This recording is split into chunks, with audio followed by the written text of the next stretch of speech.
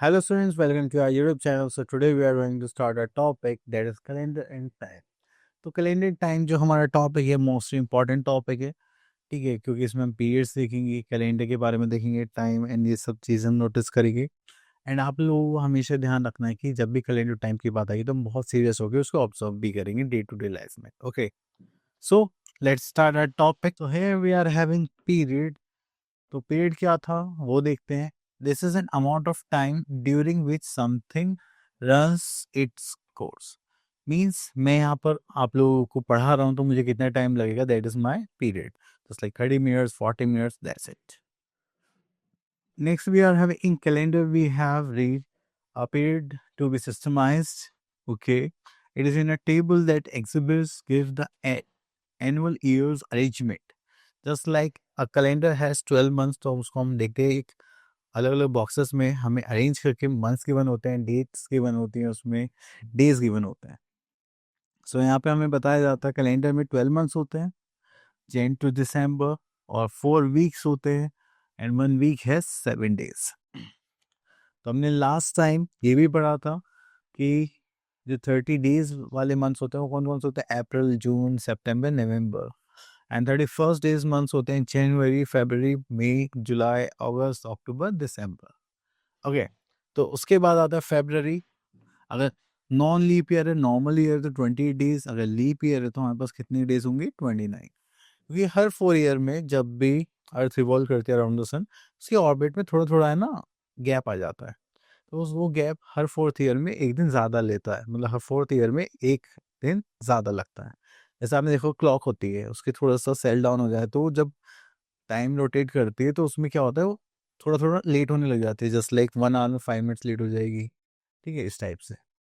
तो इसलिए बोला जाता है 1 ईयर की बात करी जाए तो हमारे पास 365 डेज होंगे। लीप ईयर में कितने डेज होते हैं, 366। अब लीप ईयर सर होते कौन से हैं? तो किसी भी ईयर को आप अगर 4 से डिवाइड कर पा रहे हैं कंप्लीटली तो वो क्या होता है आपका लीप ईयर। तो इसलिए बोला जाता है every 4th year is a leap year. Next is century year, just like 1400, 1500, 1600। ठीक है, जस्ट लाइक अभी हमारे पास क्या चल रहा है, 2026 चल रहा है। तो ये क्या हो गया, हमारी 21st सेंचुरी। ठीक है, सो चलिए कुछ और टर्म्स है उनको देख लेते हैं। तो यहाँ पर आता है century. Leap year takes place after every 400th year.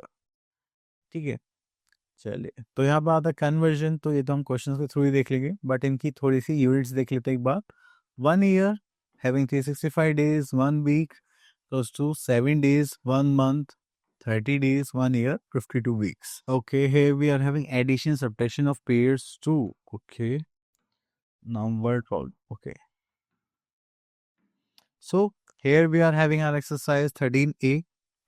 So हम यहाँ पर देखेंगे question number 1, convert the following into days. Okay, so यहाँ से हम लेते हैं second part. So we have to find out the days in 20 weeks. So यहाँ पर हमें जो यूनिट है वो क्या है, just like 1 week equals to कितना होता है, 7 डेज। ठीक है, तो यहाँ पर करेंगे हमारे पास कितने वीक्स हैं, 20 वीक्स। तो यहाँ पर हम 20 × 7 करेंगे तो हमारे पास क्या आ जाएंगे days, that is 140 days. Okay, so this is our answer. Move to next part, that is convert the following into weeks and days. तो weeks में भी आंसर चाहिए, days में भी। तो चलिए यहाँ पर आते हैं। So we are having 723 days. So we know that 7 days equals to 1 week होता है। चलिए अगर हम इसको 7 से डिवाइड करते हैं, दस ऐसे 123 डिवाइडेड बाई 7। सो 7 8 56, देन 63, 7 9 63 होता है।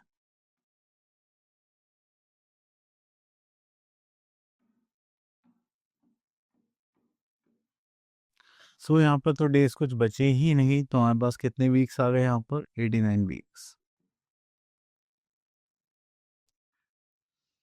Okay, next is convert the following into months okay then weeks and days. Okay, तो चलिए यहाँ से हम क्वेश्चन पे कर लेते हैं दिस वन।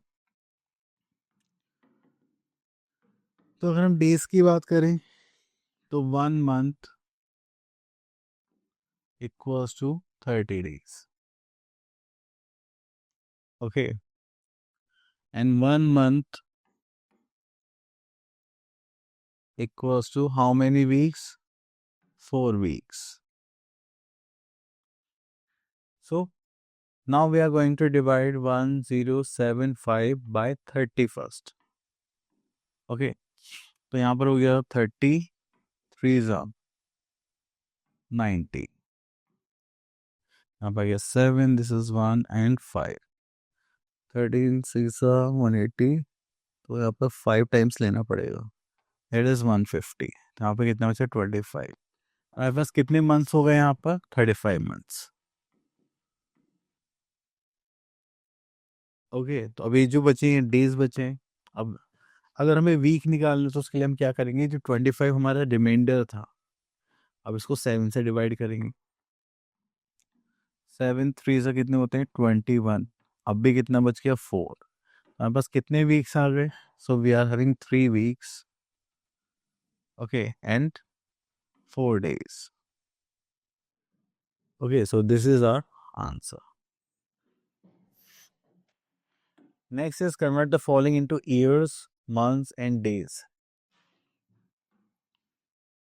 ओके, तो यहाँ से पिक कर लेते हैं 40 part year months and days. Okay, तो हमें पता है वी आर हैविंग 1208, तो यहाँ पर कितनी डेज होंगे 1 ईयर में? हमें यूनिट्स पता है, 1 year equals to 365 days and 1 year equals to how many months? 12 month. तो यहाँ पर करते हैं हम 365 से 4 टाइम्स तो नहीं ले सकते, 3 टाइम्स ले सकते हैं। 365 into 3,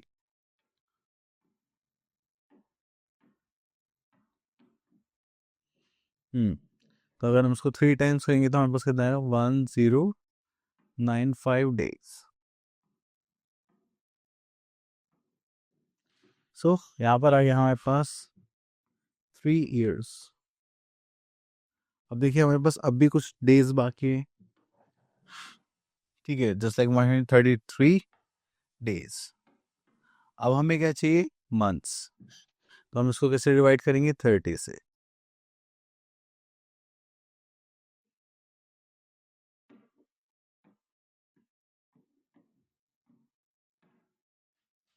okay, so we are having 3 months,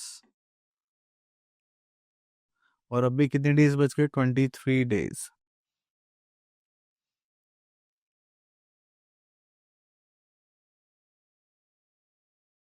okay, तो दिस इज आवर आंसर।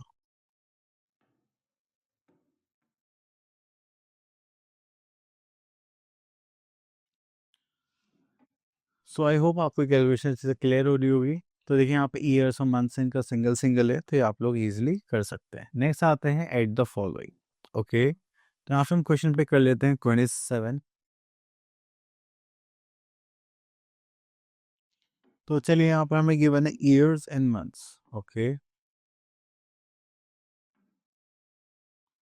तो देखो आपको ये तो पता ही होगा, सेम यूनिट्स को हम ऐड और सब्ट्रैक्ट करते हैं। यहाँ पर 37 years, 6 months, 17 years and 8 months। तो देखिए हमारे पास होता है 1 ईयर इक्वल्स टू 12 मंथ्स के बराबर होता है। तो जैसे 12 मंथ पूरे होंगे तो वो कहाँ शिफ्ट हो जाएगा? ईयर में। सो चलिए ऐड करते हैं। अब देखिए 8 + 6 14 हो गया।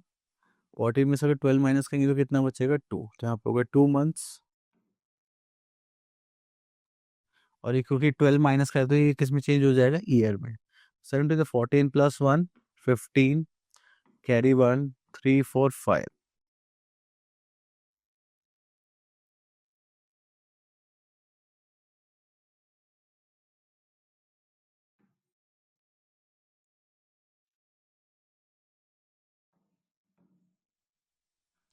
Okay, so we are in 55 years and 2 months. Okay, now we are having next part, that is subtract the following. तो यहाँ से पिक करते हैं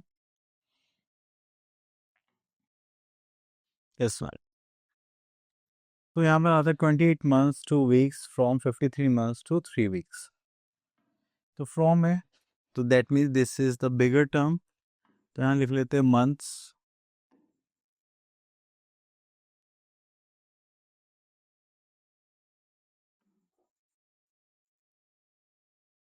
यहाँ पे लिख लेते हैं वीक्स। ओके चलिए, तो मंथ देखेंगे यहाँ पर 53 months है एंड 3 weeks, एंड यहाँ पर 28 months एंड 2 weeks। तो चलिए सब्ट्रैक्ट करते हैं। सो वीक में से वीक सब्ट्रैक्ट करेंगे तो यहाँ पे क्या बचा 1 week, and this is 4 and this is 13। तो यहाँ पर 2 months, sorry 25 months and 1 week। Okay, now come to the next part. Here we are having some word problem type questions.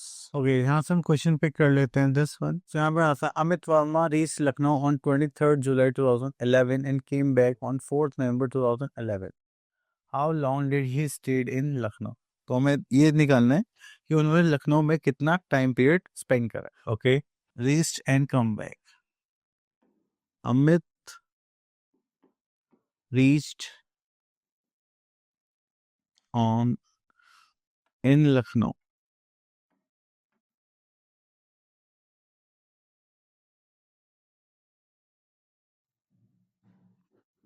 that is 23rd of July 2011, and Amit returned from Lucknow,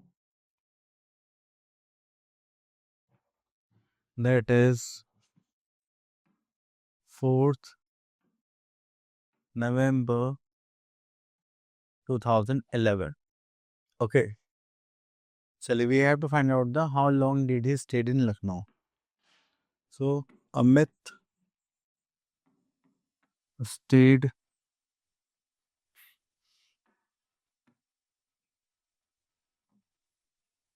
in Lucknow. So देखिए जुलाई में कितने days होते हैं यहाँ first June जुलाई, तो जुलाई में होते हैं यहाँ पर 31 डेज। तो उसके बाद यहाँ पर कितने होंगे 7 8 डेज जुलाई।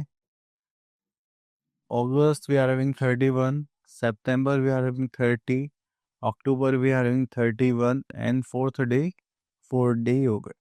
तो ऐड करेंगे 30 60 90 10 100 104 डेज। ठीक है, तो ये उनका टाइम पीरियड हो गया, वो 104 डेज लखनऊ में रुके थे। ओके, इस टाइप से आपको यहाँ पर वर्ड प्रॉब्लम सॉल्व करनी है। Now move to next part. So I hope आपको ये सारे टॉपिक्स क्लियर हो गए होंगे। मिलते हैं नेक्स्ट वीडियो में, till then all the best.